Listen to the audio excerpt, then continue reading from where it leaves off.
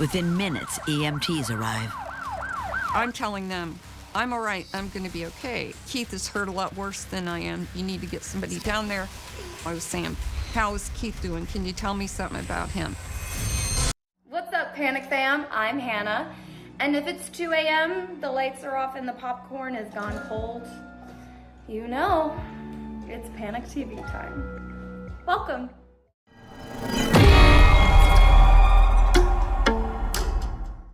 If you survived this, and this, congratulations, all right? Congratulations. But your luck runs out here.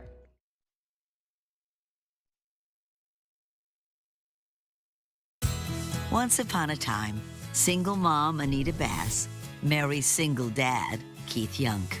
It was obvious from the beginning that Keith was different.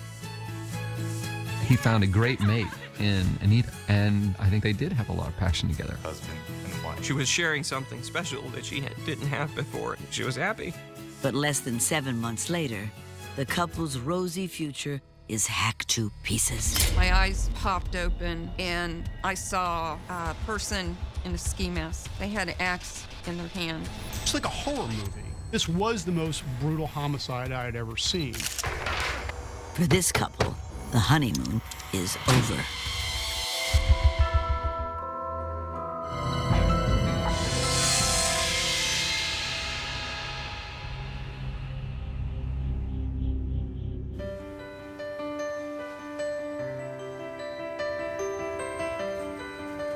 In Largo, Florida, Anita Bass and Keith Yunk are getting married. Ready for this? How do I look? You look beautiful. The 33-year-old mother of 4 is thrilled to be tying the knot with her dashing 30-year-old groom. Being with him was as normal and natural and easy as breathing. He was the most important person in the world to me. Anita's father, a preacher by trade, leads the vows. We are gathered here today to join Anita and Keith in holy matrimony. Keith, a single father of 2, knows Anita's the woman he's been looking for. Anita is very engaging, very attractive. I think he saw her as being a real catch. They just looked like they were having fun and everything they did. They had a connection. They had chemistry. In sickness and health. Both have known love and the disappointment it can sometimes bring. You have the rings. But they're ready and willing to take another chance. With this ring, I think wed. It's very difficult for single parents. When you meet someone who understands what you're going through, what parenting really entails, and then find that you're actually both attracted to each other is a really big deal. With this ring, I thee wed. But they both had that same sort of need to be both rescued and be the rescuer. I think they made a great couple. I couldn't have imagined somebody that was a better man, a better partner, a better father to my kids. It's like a new chapter in your life. I now pronounce you husband and wife. But just 7 months later, that new chapter is rudely interrupted. Get the gun! When Anita's 12-year-old son, Jason, wakes to his stepfather's terrifying screams. The first thing I remember hearing was Keith yelling, "Get the gun, get the gun." And immediately it sends you into a panic of what is going on. Grab the gun! I can see somebody dressed all in black, struggling with Keith, banging him up against the wall. I remember the blade of the knife flashing back and forth. Keith was very clearly losing that battle. This guy was stabbing him.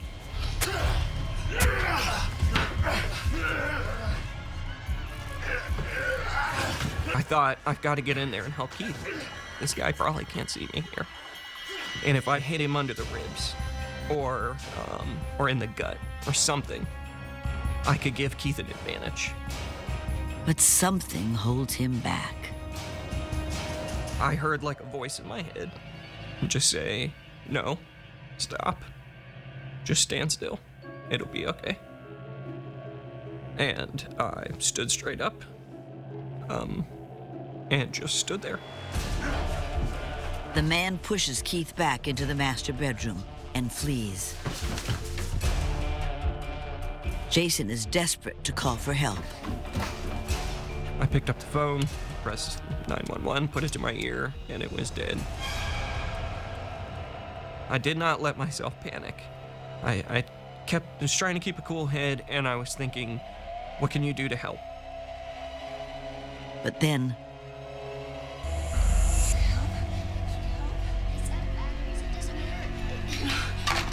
she had an injury to her throat, and there was just so much blood. Okay. I'm gonna go over to the neighbors, okay? You have to understand that a child's parents are his lifeline. His mother was his lifeline. To watch her with her throat slit and blood coming out of her would have been absolutely terrifying. This is like one of the worst horror movies you could ever rent. And this child was living it. the couple needs help and fast if they're going to survive. Keith Yunk is born in Tucson, Arizona. The middle son of 2 Air Force officers, he lives a nomadic childhood. We moved pretty much every 2 years. About the time you'd get friends, right, you'd move. What research has shown us is that children who have had a lot of moves and a lot of changes learn mostly how to say goodbye. After high school, Keith gets his HVAC certification and tries to jumpstart a better life for himself. He was very mechanically adept, very good with air conditioners and heaters and stuff. He meets a young woman whom he quickly marries. They're together for a few years, but eventually divorce. Keith wins custody of the couple's 2 children. Keith really liked being a dad. You know, he's great with kids, but I think he really was challenged by the fact that, you know, as a single dad, he needed to maintain a full-time job, needed to figure out how to manage childcare, get the bills paid, and I think he had a problem trying to juggle all of those things. No. We don't draw on walls. We draw on notepads. After Keith got divorced, I think he really appreciated and really needed to have a woman in his life. He very much wanted to have someone in his life that he could love and who loved him back. Anita grows up in Largo, Florida, the youngest of 5 children. Despite a house full of siblings, she still finds herself isolated. The closest to me was 7 years older. I call it kind of like being an only child, but having siblings. Anita spends a great deal of time at her father's church. It's her home, away from home. My dad started a church. I got teased a lot about, oh, you're a preacher's kid, so people just think, I guess, that you're strange or odd. And I'm like, I could care less because I have a happy family. At 20 years old, Anita meets a young man and becomes pregnant. I just sensed that, you know, he's not really ready for anything like that. And I decided I was, so I actually ended the relationship. I just decided that I would do the best that I could with my child by myself. But not all by herself. Anita returns home to her parents and takes a more active role in the church. Mom. My mom and dad, they were accepting. I know that he did take some heat. I was proud of the way that my dad handled the criticism of, you know, some of the church members. I'm sorry. It's okay. I think he handled it with extreme grace. I always wanted another grandbaby. Anita might have been a little apprehensive of going home, the prodigal daughter, pregnant, but she felt welcomed by her family. She felt loved. And it reaffirmed her faith in family and her faith in her religion. At church, she meets a man and falls in love. They marry quickly and have 3 children. But he's not the partner she thought he was. After 10 years of trying to make it work, Anita decides enough is enough. I did everything that I could possibly do to save the relationship, but it just became obvious that it could not last the way it was.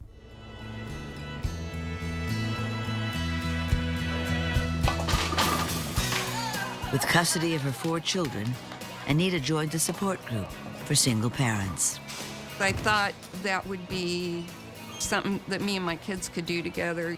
The last thing I was actually seeking was to start a relationship. One of the other attendees is 𝐇𝐚𝐩𝐿 Yunk. Keith was one of those people that once he came into a room, he drew people to him. Anita. I'm Keith. Nice to meet you. Likewise. Because he made everybody happy. There was just something that was kind of magnetic about him. Anita can't help but notice Keith is a very hands-on father. Hearing Keith talk about like his day-to-day caretaking thing with his kids, you couldn't have had a more stark contrast or polar opposite of what my experience had been in my marriage.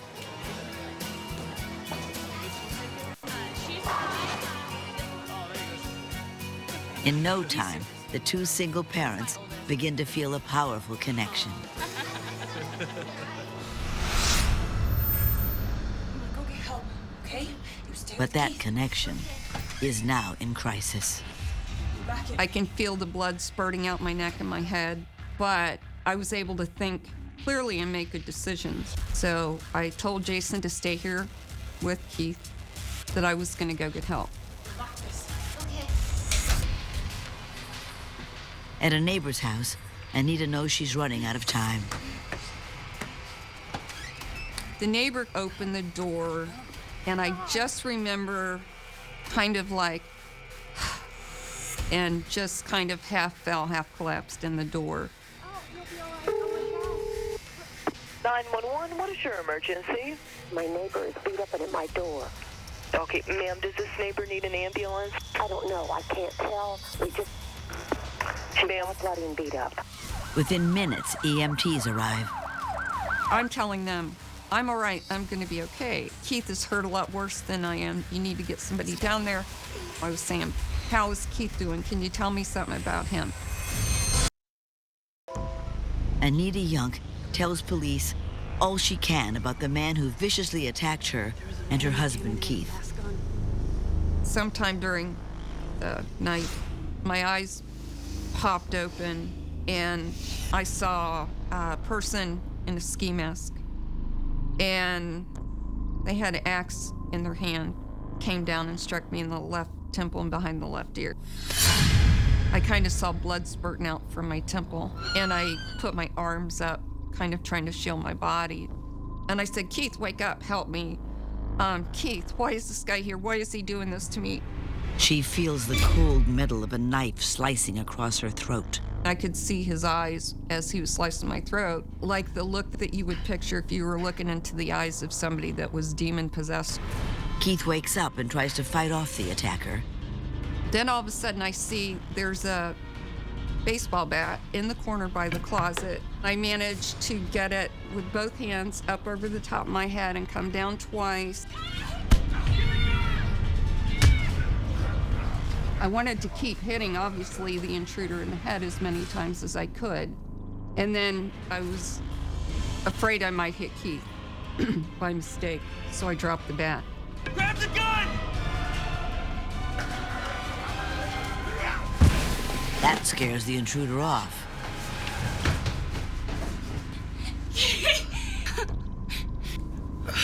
Call 911. Anita pleads with police to find their attacker. Where'd they go? Who would have such a vicious hatred toward these newlyweds and their second chance at love? A love that starts off as just friendship. At that time, like, I don't want to meet any man today. I'm not interested in going out with anybody. You know, I was on a period of getting reacquainted with myself. But her children are clearly impressed by Keith. The kids started teasing me about Keith or liking Keith. They picked up on it probably before I was even aware of it. How's it going? It's good. I think children were looking at the way she walked, the way she smiled, the way she giggled. When a woman is attracted to a man, even if she doesn't know it, everything changes in her demeanor. And that's what the kids picked up on. Anita can't help it. She's falling for Keith. He is also captivated by this vivacious woman. I think he was looking for somebody who had a similar experience and that was very supportive, but also somebody who was also looking for that passion in a relationship. As they get to know each other, their feelings deepen. And after a few weeks, Keith asks Anita on a date.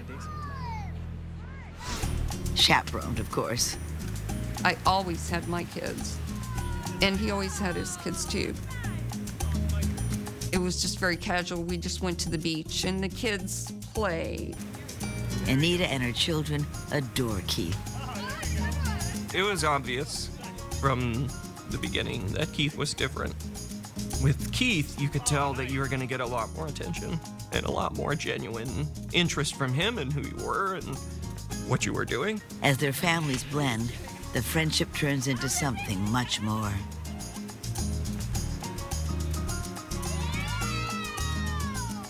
I think once they realized that the family dynamics were going to click, the two of them, you know, they needed a little bit of adult time so they could find out if they really were physically attracted to each other, if they really had the kind of chemistry that you need to maintain a long love. In a matter of weeks, Keith knows he's found the one. I don't think the heart really keeps the time schedule in that, you know, despite our best effort at being logical, often we allow the heart to lead us. Keith's heart tells him this is true love, and he's ready to make it official. I could spend every night like this. Yeah. I mean that. I love you. Do you want to get married? He said he knew that he loved me and he wanted to marry me. I'd only been divorced maybe 3 months. I wasn't ready to get married, get engaged right at that point in time. He pretty much said he'd wait as long as it took. He didn't care how long it was. It wasn't one of those like yes or no. He was making me aware of, if you want to marry me at any point in time in the future, I definitely want to marry you. Keith was smitten with Anita. He was willing to go to the ends of the earth for her and wait however long it took. And he told her that. I'm sure that made Anita feel very special. And it showed that Keith is a very commitment-oriented guy. Anita thought she wasn't ready, but there's just something about this guy. You say to yourself, what am I waiting for? I loved him. We're happy. My kids love him. It was just kind of a natural next step. Yes. Yes. Yes, I'll marry you. Really? Yeah. Let's do it. Are you serious? Yes. They both were thrilled. Finally, after all the pain of divorce and breakups and single parenthood, they found love. Let's go. Let's go. But now that union is torn apart. As the EMTs assist Anita, Jason is by his stepfather's side, waiting for help to arrive. I was holding him, and he took a final breath, a big breath, and he died. He just passed. You could feel him die. And, I knew he was gone. I didn't know what to do next. What do you do? So I just left the bedroom, walked down the hallway, and I saw the lights from outside. You know, I knew help was there. You want to throw a fast one? Okay. You playing me? Keith's kids are at their mother's, so detectives questioned 3 of Anita's children who were home during the attack. Well, we discovered Jason was the only individual in that home that we could speak to that saw what happened. And I told them he had on very dark clothing. I think it was a dark blue or maroon. Looked like jogging pants and a sweatshirt kind of thing. But he had on gloves and a ski mask. I told him that I thought it might be an African American male because I said I think I saw his skin between the clothes. Jason's detailed description strikes detectives as unusual. Generally speaking, someone who witnesses something this violent or traumatic, the description is not that good. It's often the victim can describe the weapon better than the person themselves. It's a little bit unusual that a child could describe the assailant in that kind of detail.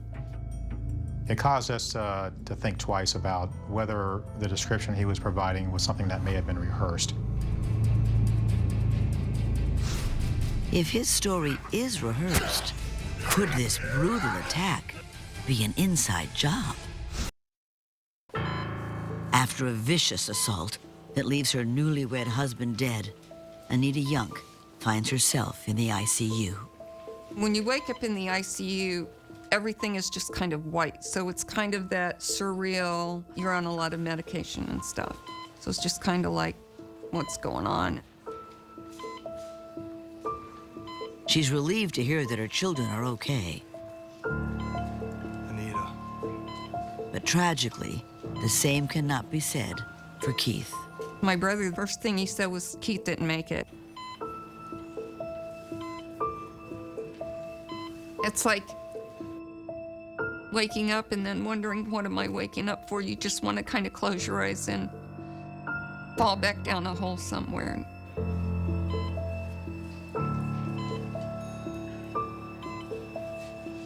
Keith stayed true to his vows and loved and protected Anita until the very end. Realizing that somebody actually protected you and sacrificed their life for you, that's the last thing in the world you would ever dream of happening. Is Anita's grief simply for show? After all, her son's description of the attacker seemed rehearsed. And if that was rehearsed and something that wasn't truthful, then maybe there was something else going on here. Maybe he was involved in something or something that he and his mom were involved in. But any suspicion disappears when investigators see the severity of Anita's wounds. I was amazed she survived the attack. The likelihood that they were self-inflicted or inflicted by another person that she had asked to do or participate in this, I would say impossible. They also cleared Jason. It became pretty apparent pretty quickly that whoever was involved was somebody outside the home. But who was that somebody? All police have is Jason's description of a black male in a dark jogging suit. Anita was unable to give a good description of the assailant simply because she'd been sound asleep and woke up to somebody cutting her throat and stabbing her. Ugh, I swear my neighbors think I'm probably getting murdered right now. Investigators refocus their attention on the couple's home. You go through that crime scene, again, you're looking for motive. So was it a robbery attempt? Was it a cat burglary gone bad? Was the violence actually the intent here?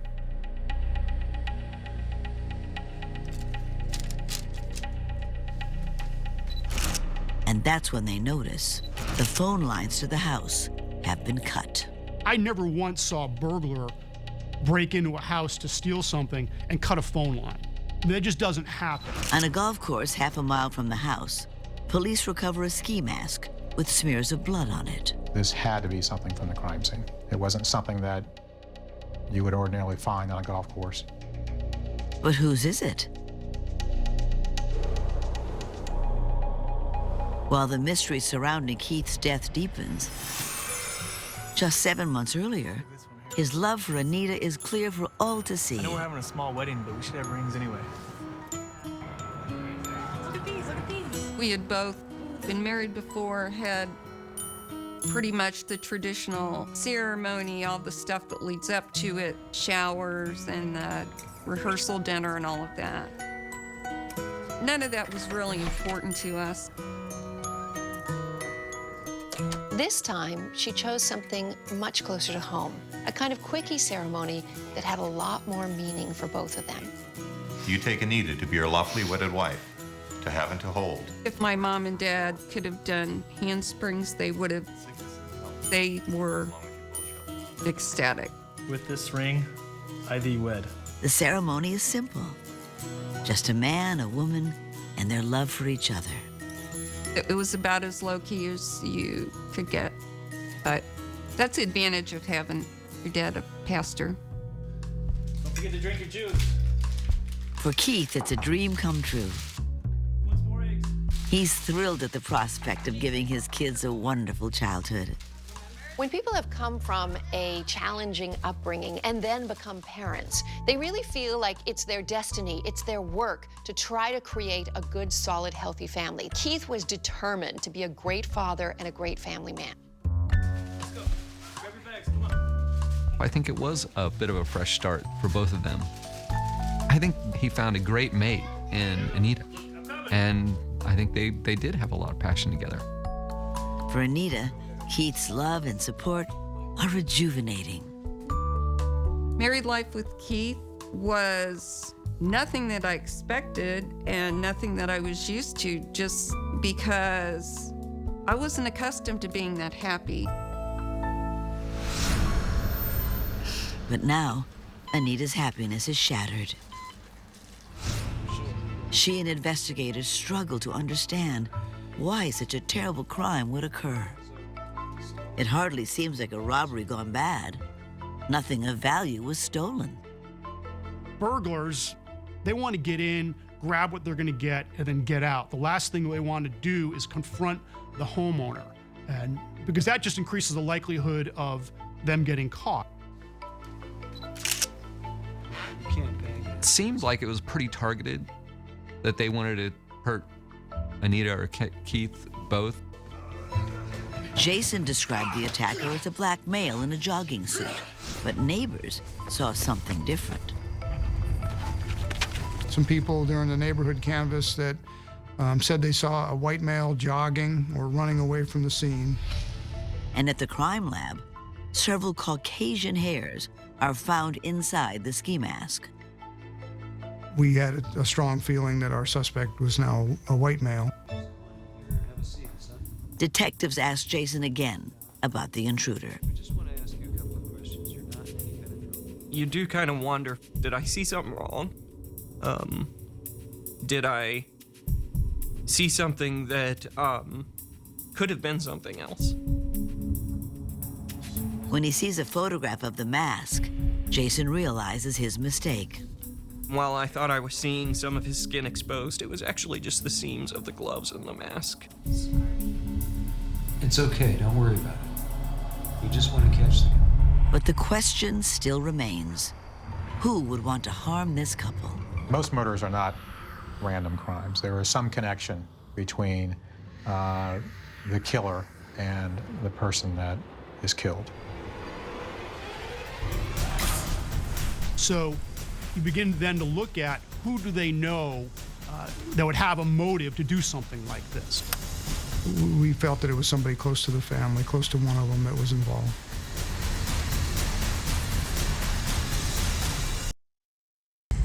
Largo detectives need to find out who destroyed Keith and Anita Yunk's new life together, just as they were finding true happiness. On the surface, it seemed like they were super nice people, just raising their kids. Who'd want to come into their house and, try to kill them? Investigators discover that Anita's ex-husband, Luther Bass, wasn't happy when Anita left him and took the kids.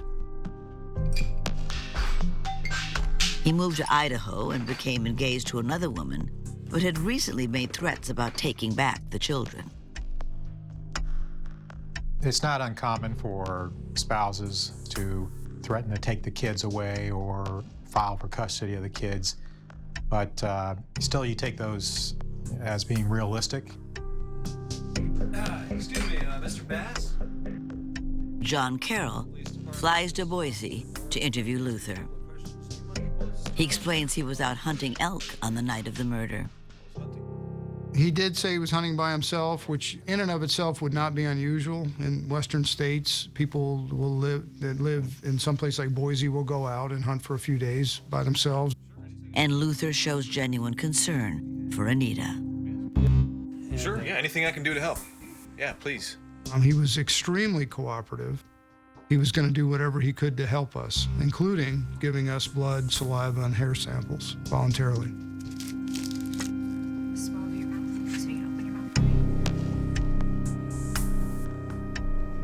And we're thinking we better start looking at other possibilities and other suspects. I sure do hope you find the monster that did this.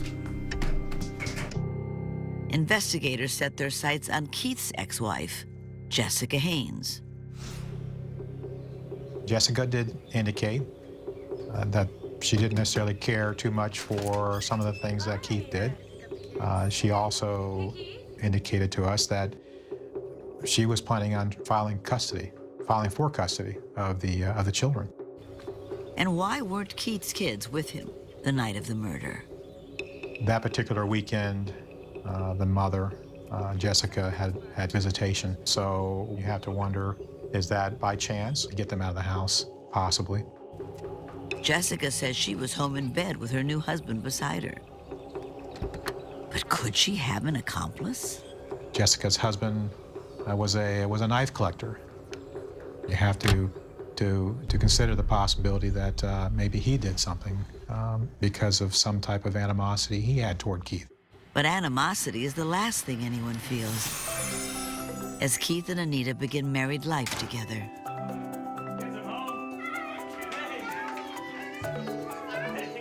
When Keith would come home, we would all make a mad rush to the door. He would kind of wade through the kids to give Mommy a hug and kiss. That was the deal.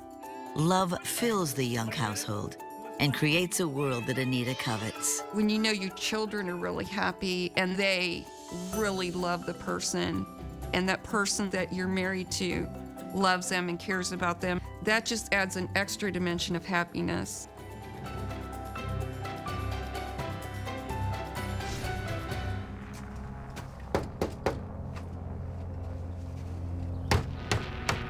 In July of 1991, 2 months after the wedding, Anita's ex-husband Luther travels to Florida for his visitation with the kids. He brings along his new fiancée, a woman Anita never met, and a large, well-stocked pickup truck. It makes her uncomfortable. As soon as he pulled up in the truck, I got a really bad feeling in my gut because of his threats to kidnap the kids. What do you mean, no? No. Anita, those are my kids too, you know. Okay, well, they're not going camping. You get them down here right now. They're not going. Damn it, Anita! You get them down here right now. No. Or else. He lost his temper, started yelling and screaming. He was clearly upset that something he had put into play was not going according to plan. You get him out here right now! I stepped inside the door, shut the door. He threatened to kill me to his fiancée. He said, I'm gonna kill that. I'm gonna kill that woman! Anita's doing the best she can to protect her children, but here's Luther enraged that he can't see his kids. Right now! She's trying to protect her kids. He's seeing her as trying to take his kids away from him and replace him with another man to father her kids. Get out here right now! Eventually, Luther leaves and returns to Idaho. Investigators continue to look at both former spouses as potential suspects. They ask Keith's ex-wife, Jessica, to come in for a polygraph, and she agrees. Voluntarily coming in for a polygraph speaks volumes about the person's testimony. The fact that someone's willing to do so often can indicate that they're being truthful. What about Luther? Did he have malice in his heart? He was obviously upset and had just driven all that distance to pick up the kids only to leave, empty-handed. But he lives on the other side of the country. Flight records confirm no one named Luther Bass flew into the state of Florida in the days surrounding the murder. And lab tests show he is not a match for the hairs found inside the mask. Forensically, we couldn't put him at the scene, but we kept coming back to the fact that the person with the most to gain from this crime was Luther Bass. It's time to speak to Luther again. But before detectives can, they receive a phone call, one that changes the investigation for good. I know who killed Keith Yunk. Detectives believe Anita Yunk's ex-husband, Luther Bass, is the only person with a motive to kill her new husband, Keith.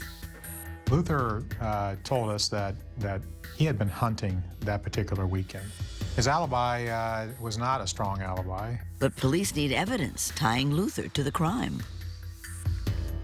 Months into the investigation, detectives get a call from Luther's fiancée. She feels he is the one who attacked Anita and Keith. His behavior had really changed after my first visit to Idaho and after me taking the samples. Luther was very moody, seemed angry, seemed withdrawn. Leave me alone, go away. At some point during one of their arguments, he made a comment that she needed to be careful. You want to end up like Anita? Huh? She also reveals Luther had flown to Florida in June, 6 months before the murder. He admitted to her that he had been to Florida with the purpose of killing Anita. Despite the shocking revelation, detectives need proof. What she told us was not enough for probable cause. She didn't have firsthand knowledge of the crime, but it certainly piqued our interest and got us back on track with Luther. They fly to Idaho to re-interview him. The hope is that he will either give us a full confession or he'll give us enough information to defeat his alibi. During questioning, they bluff him into thinking they have evidence of his guilt. We showed him a picture of the mask. And it was seeing the mask that he recognized, or at least we wanted him to recognize, that we had physical evidence that linked him to this murder. The reality is they didn't have enough physical evidence from the mask and the hair. However, Luther didn't know that. Sure enough, Luther cracks. His demeanor changed significantly once he began to confess. He began to boast about how he went about committing this crime. I was in the house for 20 minutes, easy. I mean, I was just cool. I walked through the house and I was going, God, I can't believe this. And of course, I always stay cool. I don't get mad. But I was like, my intensity level, my adrenaline was flowing. What was it you were there to do? Kill Anita. Luther admits he traveled to Largo 3 different times to kill his ex-wife, but got cold feet. I had to case the house about 4 times, and I almost turned around until the last time when I walked up, and I looked in the back door, and I looked down, and I went, no stopper in the door. And of course, I'm a fireman, I know how to break in. After the July visit, where he was so angry that was it, all bets were off. The weekend of the murder, Luther bought an airline ticket using a fake name. He also wore a wig and flew out of the Salt Lake City airport, more than 300 miles from his home in Boise. When he landed in Tampa, he took an airport limo and was dropped off near the Yunks neighborhood. He cut their phone lines and entered unnoticed. First thing I went for was her throat. I stood by her bed and I went, this is it. And I went for her throat to cut her throat, and I don't even know if it cut her. Did it cut her? He only meant to kill Anita, but Keith interfered. I hit him like 3 times and he still kept coming at me. Hit him when you mean hit him with the axe. And I was like, damn it, just fall down and pass out. I don't like it, but, casualty of war. I really felt bad about it. Okay. I mean, I didn't know him, and yet at the same time I said, hey, you made your bed, now you're gonna die in it. He had to flee because he got hit with a baseball bat, and Keith was yelling for Anita to get a gun. Luther threw the murder weapons into a nearby lake. He also changed clothes and mistakenly left his ski mask. He stole a bicycle and rode to the Tampa airport, where he boarded a plane to Salt Lake City. This was the most premeditated murder I'd ever seen. He had really done a remarkable job of covering his tracks. However, he was fooled by a relatively simple law enforcement technique. You know, the officers tell him, hey, we've got you, when they really don't. And he fell for it. He makes the ridiculous claim that he did it all for the kids. And if I would I sacrifice, Keith for my kids? Yeah, I mean, there's no more ultimate thing in this world than my kids. You cannot look me in the eye and tell me that the best thing for me was to come into my house in the middle of the night and butcher my mom and my stepdad in front of me. The reality is, he was a stalker, and he was a control freak. He couldn't stand the fact that Anita had moved on with her life. If you could slap one character for their dumb decisions, who would it be? Huh? Go on. Vent in the comments. I can't wait to read. On March 12, 1993, Luther Bass is found guilty of murdering Keith Yunk and attempting to murder Anita. He is sentenced to life, plus 30 years. He should die in prison, and he never will be a threat to Anita and her family again. Keith's murder rocks the core of his family, his friends, and his community. When something like this happens, your world changes completely, and nothing will ever be the same again. You find out that if somebody wants to come into your house and kill you, chances are they can. That's a hard pill to swallow at 12 years old. Keith's loved ones remember him as a shining example of what a father should be. He was a very genuine, caring person, and somebody who was very earnestly trying to be a father. I've had people that I've called dad. I called Luther dad, but was he a father? What set of values embodies that word, father? What does father mean? And Keith had him. That's what he was. Keith's death continues to haunt Anita. There isn't any loss, there isn't any sadness. There isn't any devastation that can compare. Be honest. Did you watch the last scene through your fingers? Comment yes or no. Healing from that has been a very slow process. She devotes time to women in similar abuse situations and hopes to make a difference in their lives. If it helps one person, I do it 100 times to help one person. Anita was deeply in love with Keith. He was her hope for a healthy, happy family and a future. I don't think Anita believes that she can ever replace a man like Keith. He was the love of her life. In the hearts and minds of his brothers, Keith's memory lives on. I believe he always saw himself as the rescuer, the knight in shining armor. If you can have some pride around something that's that tragic, I was pretty impressed and proud of him for that.